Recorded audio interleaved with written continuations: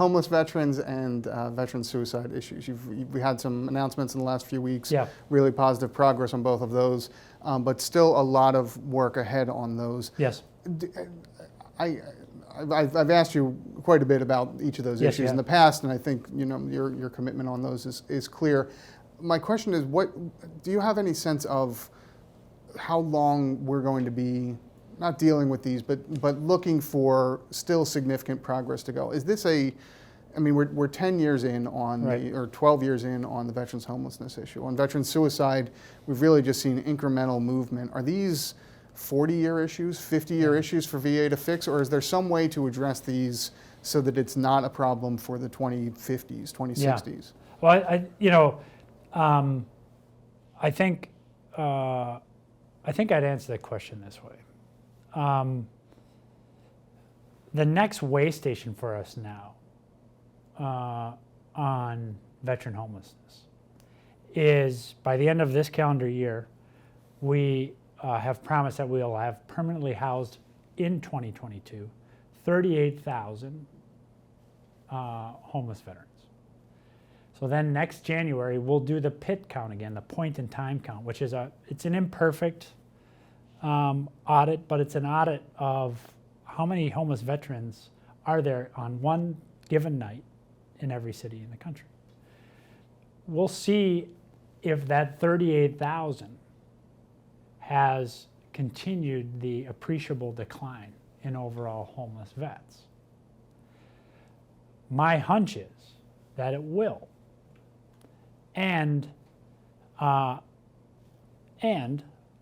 hunch is that there'll still be challenges because homeless housing is difficult in this country. We have a shortage of housing stock.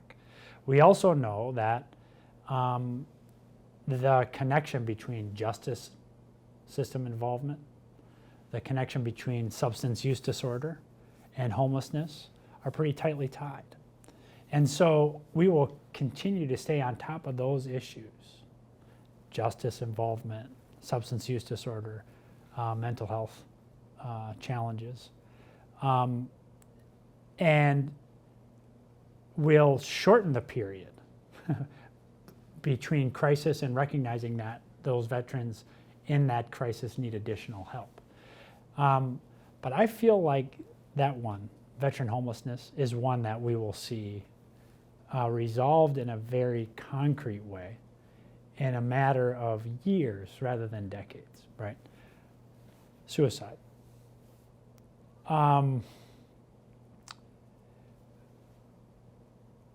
There's just no question that we have to get to zero, which is why you continue to see the degree of innovation, the grand challenge that Operation Daybreak that we put out there earlier this year that you've written about and studied closely, is the latest iteration of us testing every proposition we can to address this problem because it is difficult.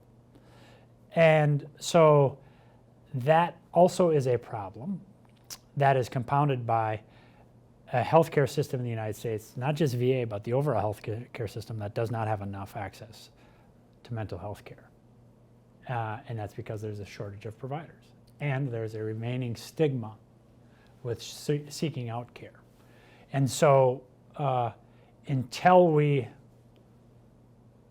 address those issues, and until we can shorten that period from distress to care, we're going to keep confronting this challenge. But I'll tell you what, it'll be our #1 clinical priority until it's zero. And we're not going to rest on this. And you see the kind of progress we're making. I think we can accelerate that progress.